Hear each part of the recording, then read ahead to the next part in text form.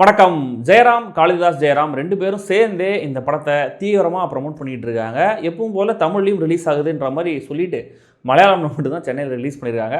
Of course தமிழில் வந்திருந்தாலும் கூட நான் ஒரிஜினல் லாங்குவேஜில் மலையாளத்தில் தான் பார்த்துருப்பேன். ஆனால் ஒரு படத்துடைய தமிழ் டப்டு வெர்ஷன் இங்கே சென்னையில் ரிலீஸ் ஆகும்போது அது பொதுவாக ரிலீஸ் ஆகும்போது ஒரிஜினல் வெர்ஷனுக்கு சப்டைட்டில்ஸ் கொடுக்காம விட்டுடுறாங்க.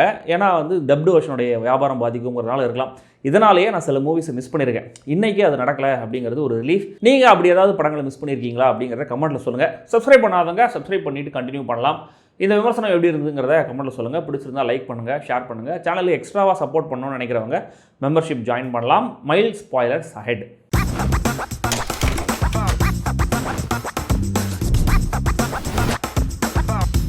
ஆஷைகள் 1000. ஒரு மிடில் கிளாஸ் குடும்பத் தலைவர் ஜெயராம், அவருடைய ஒய்ஃப் ஆஷா சரத், இவங்களுக்கு ஒரு பொண்ணு ஒரு பையன் காளிதாஸுக்கு சினிமாவில் ஆக்டர் ஆகணுங்கிறது ஒரு லட்சியம். அதனால் எந்த வேலையும் செய்யாமல் பொறுப்பு இல்லாமல் சோஷியல் மீடியா ரீல்ஸ், ஃப்ரெண்ட்ஸோட ஷார்ட் ஃபிலிம்ன்ற மாதிரி தீவிரமாக நடிகராக முயற்சி பண்ணிகிட்டு இருக்காரு.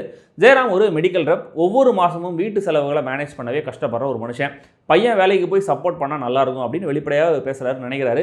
இதனால் அப்பப்போ சினிமா வேணாம் அப்படிங்கிற மாதிரி பையனுக்கும் அப்பாவுக்கும் பிரச்சனை வருது. இப்படி ஒரு சூழலில் திடீர்னு ஜெயராமுக்கு சினிமாவில் நடிக்க ஒரு வாய்ப்பு வருது. அது எப்படி அவருக்கு அந்த வாய்ப்பு வருது, அப்புறம் அவரோட லைஃப் என்ன ஆச்சு, பல வருஷங்களாக நடிகரானு ட்ரை பண்ணிட்டு இருக்காரு காளிதாஸ். இதனால் காளிதாஸோடைய நிலைமை என்ன, இதெல்லாம் தான் இந்த ஆஷைகள் 1000.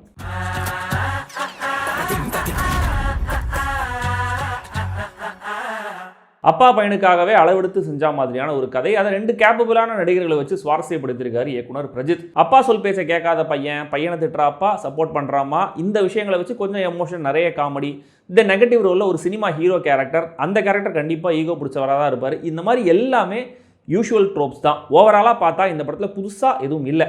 பட் ஜெயராம், காளிதாஸ் 2 பேருக்குமான அந்த ரியல் லைஃப் கனெக்டும், அவங்களுடைய பர்ஃபார்மன்ஸஸும், காமிக்கலான மொமெண்ட்ஸும் இன்டர்வல் வரைக்கும் போர் அடிக்காமல் நல்ல ஃபன்னாக படத்தை கொண்டு போயிடுது. அப்பா பையன் சினிமா அப்படிங்கிற இந்த ஆங்கிளில் மெட்டாவாகவும் நிறைய டயலாக்ஸும் ரியாக்ஷன்ஸும் கன்வே ஆகும்போது அது எக்ஸ்ட்ராவாக ஒரு சுவாரஸ்ய லேயரை கொண்டு வருது. பர்டிகுலராக ஜெயராம் இருக்கிற ஏரியாவில் ஷூட்டிங் நடக்கிற அந்த மொத்த சீக்வன்ஸும் எழுதப்பட்டிருக்கிற விதம் ரொம்ப அழகாக இருந்தது. முதல்ல இப்படி ஒரு சீக்வன்ஸை யோசிச்சுட்டு அதை சுற்றி மொத்த கதையும் எழுதியிருப்பாங்களோ அப்படின்னு கூட எனக்கு ஒரு சந்தேகம் இருக்குது. ஆடியன்ஸ் நம்பரா மாதிரி, ரசிக்கிறா மாதிரி ஒரு சிம்பிளான கேரக்டரை எக்ஸ்ட்ராடினரியான ஒரு சூழலுக்கு கொண்டு வந்து சிறப்பான ஹை மொமெண்ட்டை கிரியேட் பண்ணியிருக்காங்க ஸ்கிரிப்ட் ரைட்டர்ஸ் ஜூட் ஆந்தனி ஜோசஃபும் அரவிந்த் ராஜேந்திரனும். அதை பிசுறு இல்லாமல் ஸ்க்ரீனில் கொண்டு வந்திருக்காரு இயக்குனர் பிரஜித். ஆரம்பத்தில் வர அந்த ரெட் வெல்வெட் கேக், திரும்ப ஒரு இடத்துல வர மொமெண்ட், பாடல்களோட மாண்டேஜில் சொல்லப்படுற விஷயங்கள், ஒய்ஃபோட ஊறுகாய் போடுற பழக்கம், இப்படி ஹியூமரோட சேர்ந்து சின்ன சின்ன டச்சஸ் படத்தில் நல்லா இருந்தது. அகைன் இதெல்லாம் யூஷுவல் தான், ஆனால் அதோடைய பிளேஸ்மெண்ட்ஸ், சொல்லப்பட்ட விதம், அந்த உருத்தலை மேக்கப் பண்ணியிருக்கு. ஆஷா சரத்தோடைய கேரக்டர் எழுதப்பட்ட விதம் ரொம்ப நல்லா இருந்தது. இருக்கிறத வச்சு கண்டென்ட்டாக வாழ்க்கையை அஃபோர்ஸ் பண்ணுற ஒரு கற்பனை கதாபாத்திரம், அதை ரிலேட்டபிளாக போர்ட்ரே பண்ணியிருக்காங்க. அப்பா பையனு 2 கேரக்டர்ஸோட எமோஷனல் லோடை இவங்க ரிசீவ் பண்ணிக்கிட்டு டைம்லி அட்வைசஸ் தர விதம்லாம் ரொம்ப அழகாக இருந்தது. சண்டை போடாமல், ப்ரெஷர் போடாமல் வீட்டோட பணப்பிரச்சனையை கன்வே பண்ணுற அந்த ஒரு சீன், பையனையும் அப்பாவையும் பெருமிதமாக பார்க்குற அந்த மொமெண்ட்ஸ்னு ஆஷா சரத் அண்டர்ஸ்டேட்டடான பட் செம்ம சாலிடான பர்ஃபார்மன்ஸை கொடுத்துருக்காங்க. ஜெயராம் 200 படங்களுக்கு மேலே நடித்த ஒரு நடிகர். இதில் மலையாளத்தில் மட்டுமே 100கணக்கான படங்கள் இருக்கும். ஆனால் 2020க்கு அப்புறம் ஜெயராம் மலையாளத்தில் நடித்தது மொத்தமே 2 படங்கள் தான். இந்த ஆஷைகள் 1000 3வது படம். அவருடைய comeback, vintage Jayaram is back அப்படின்றலாம் சொல்ல எனக்கு தெரியாது. ஏன்னா நான் அவருடைய நிறைய மலையாள படங்கள்லாம் பார்த்தது கிடையாது. ஆனால் படத்துடைய மெயின் பில்லர் ஜெயராமும் அவருடைய பர்ஃபார்மன்ஸும் தான். ஒரு சாதாரண மெடிக்கல் ட்ரிப்புங்கிறத முதல் ஷார்ட்ல இருந்தே நம்பரா மாதிரி தன்னுடைய நடிப்பில் கொண்டு வந்துடுறாரு. ரொம்ப ஈஸியாக கனெக்ட் ஆகிறாரு நம்ம கூட. தென் ஒட்டுமொத்த அந்த ஷூட்டிங் சீக்வன்ஸில் அவருடைய பர்ஃபார்மன்ஸ், அதுக்கப்புறம் அவர்கிட்ட தெரிகிற அந்த ஒரு கான்ஃபிடன்ஸ், ப்ரைடு, பையனை வெறுப்பேற்றுற விதம்னு கலக்கியிருக்காரு. எமோஷனல் சீன்ஸ் எல்லாத்தையுமே தன்னுடைய நடிப்பில் எலிவேட் பண்ணியிருக்காரு ஜெயராம். ஆரம்பத்தில் குறும்புக்கார கதாநாயகனாக வர காட்சிகள்லேயே காளிதாஸ் தன்னுடைய கேரக்டரை அழுத்தமாக ரெஜிஸ்டர் பண்ணுறாரு. அப்பா திட்டும்போது ஃபன்னியாக இருந்தாலும் அதுக்காக இவர் பதில் சொல்லும்போது அந்த கேரக்டருடைய கன்விக்ஷனை புரிய வச்சிடறாரு. அப்பா மாதிரி காமெடியிலையும் ஸ்கோர் பண்ணுறாரு.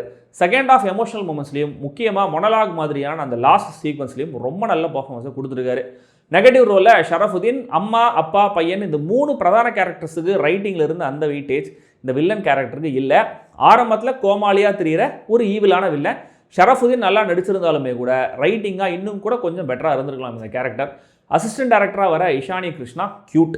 சினிமாகிராஃபி, எடிட்டிங், மியூசிக் உள்ளிட்ட விஷயங்கள் நல்லா இருந்தது. முழுக்க என்டர்டெயின் பண்ணுற, என்கேஜ் பண்ணுற முதல் பாதியை கடந்து வந்தோன்னா 2வது பாதியில் மிடில் கிளாஸ் குடும்பம் மாத கடைசியில் ஸ்ட்ரகிள் ஆகிற மாதிரி கொஞ்சம் கொஞ்சமாக தடுமாற ஆரம்பிக்கிறாங்க. கதையில் ஏதாவது ஸ்டேக்ஸை கொண்டு வரணும்னே ரொம்ப லேட்டாக ஒரு சவால் மேட்டரை கொண்டு வந்தது சுத்தமாக செட் ஆகலை. முதல்ல பையனோட பாயிண்ட் ஆஃப் வியூவில் ஆரம்பமாகிற கதை தென் அப்பாவோட பாயிண்ட் ஆஃப் வியூவுக்கு மாறுது. பாதி வழியில் பையனை கழட்டி விட்டுட்டு அப்பா கேரக்டருக்கு நம்ம ரூட் பண்ணுற மாதிரி கதை மாறிடுது. இது தப்பு கிடையாது. ஆனால் டுவர்ட்ஸ் த எண்ட் திரும்ப பையன் கேரக்டருக்குன்னு ஒரு ரிடம்ஷன் ஆர்க்கை கொண்டு வரும்போது அது அவ்வளோ அழுத்தமாக ஒர்க் ஆகலை, கனெக்ட் ஆகலை.